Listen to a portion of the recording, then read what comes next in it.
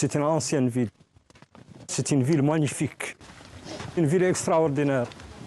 Représentant de la Fondation nationale pour la sauvegarde des villes anciennes, Sidi Mohamed a choisi de vivre à Oualata et se bat pour y faire revenir les habitants. Ils sont devenus des ruines parce que leurs parents, leurs propriétaires l'ont quitté, sont devenus des ruines.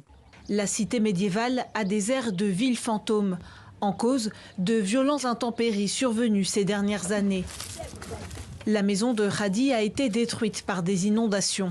Recouverte de banco, un enduit de terre rouge, la bâtisse est conçue pour résister à des conditions extrêmes, mais demande beaucoup d'entretien durant la saison des pluies. Cette chambre est tombée à cause de la pluie, mais je n'ai pas les moyens de faire ça. Aujourd'hui, il y a mes enfants et les autres enfants qui viennent pour m'aider. Ils ont enlevé ça. Et j'ai fait quelqu'un qui m'aide pour construire ma maison. Je suis inquiet pour toutes les maisons de Oualata sont tombées ici, comme ça. Oui. Située à plus de 1000 km de la capitale Nouakchott, Oualata est l'un des 4 Ksour du pays, un fort en français.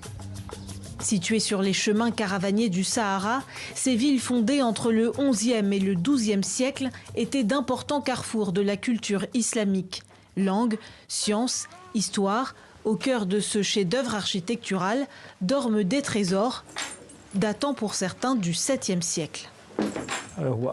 C'est le plus ancien livre de la bibliothèque, copié en l'an 620 à Alexandrie en Égypte, avant d'être apporté ici, à Oualata.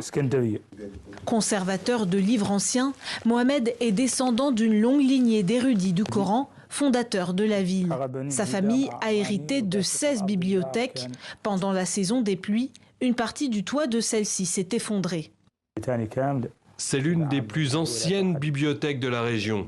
Que Dieu la préserve et la fasse connaître à tous. Les manuscrits sont restés sans surveillance pendant trop longtemps. Et bon nombre d'entre eux ont fini par disparaître ou se détériorer.